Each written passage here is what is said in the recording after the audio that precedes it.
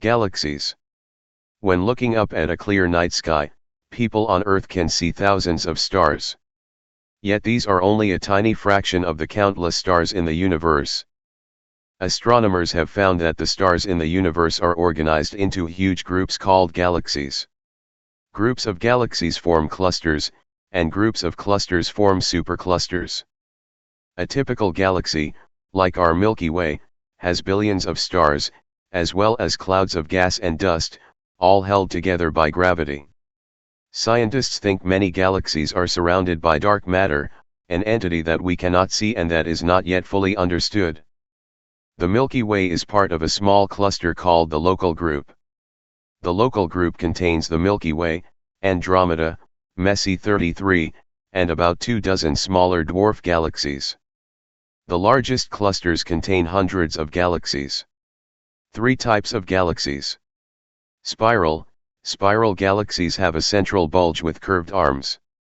Elliptical galaxies have a round or oval shape. Irregular galaxies have shapes that are not symmetrical. Cutaway of the Sun. The Sun is a star at the center of our solar system.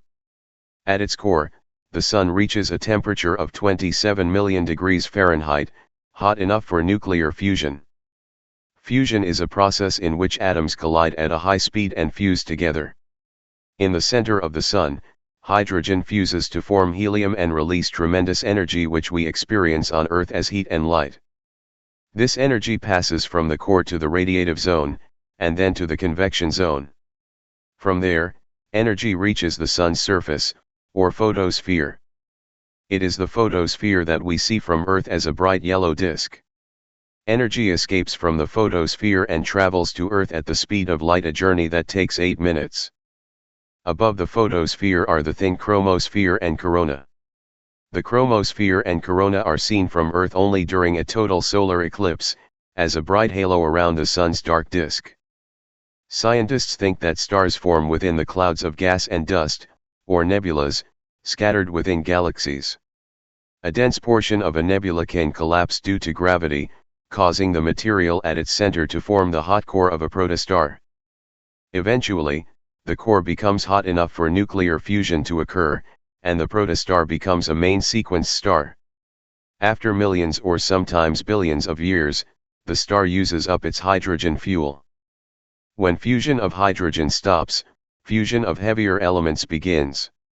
In time, when fusion at its core stops, the star collapses inward. Stars of average mass, such as our Sun, shrink to become white dwarfs and eventually burn out.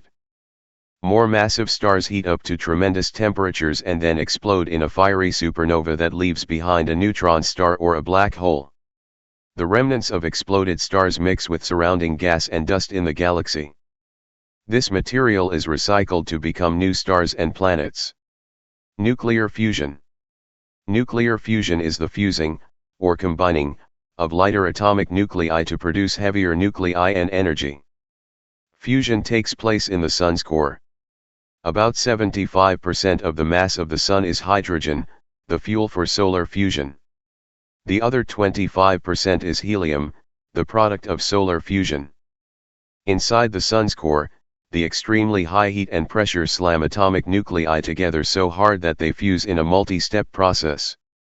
Nuclear fusion is the opposite of nuclear fission, which creates energy by splitting atoms. The energy released by fusion, however, is greater than the energy released through fission. Nuclear fusion in the Sun. 2 forms of hydrogen fuse to create one helium atom. The reaction releases a neutron and energy. How stars die. All stars are born in much the same way. However, as the diagram indicates, the way a star dies depends on its mass. Main sequence stars, such as the Sun, convert hydrogen to helium through fusion. An average-sized star like the Sun undergoes fusion for billions of years before its hydrogen fuel runs out.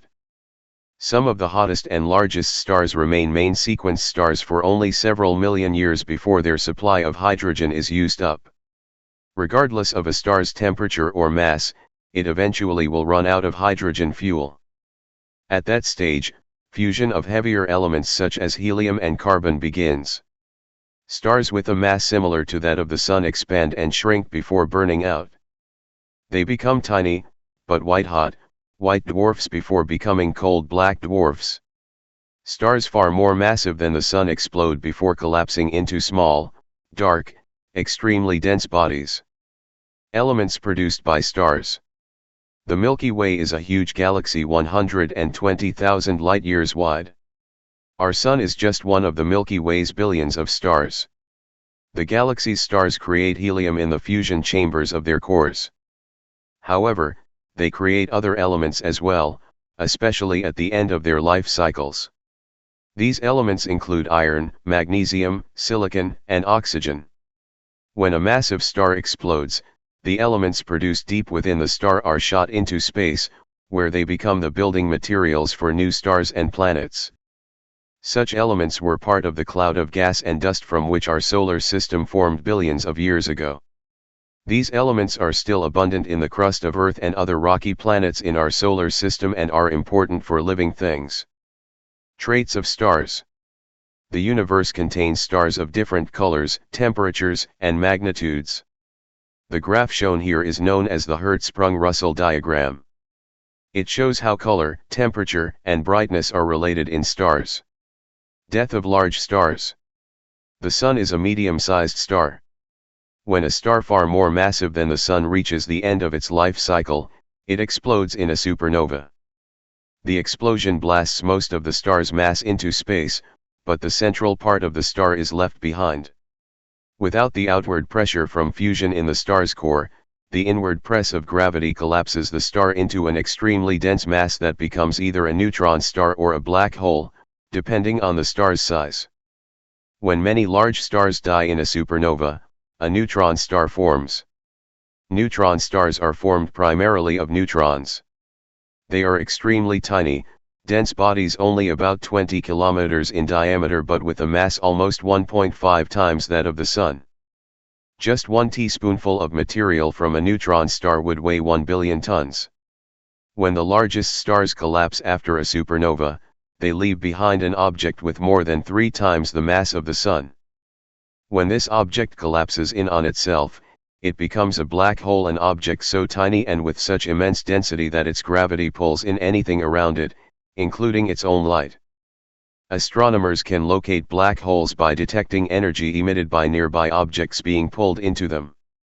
As matter is drawn into a black hole, it forms a hot disk that gives off X-rays and gamma rays that astronomers can detect. The Sun's end. The Sun is nearly 5 billion years old and is expected to exist for several billion years more. When the Sun has used up its hydrogen fuel, fusion will cease in the core, and the core will collapse due to gravity. Pressure from the collapsing core will cause the Sun to heat up while its outer layers expand, forming a giant red ball called a red giant. At this point, the Sun's diameter will reach to about the orbit of Venus.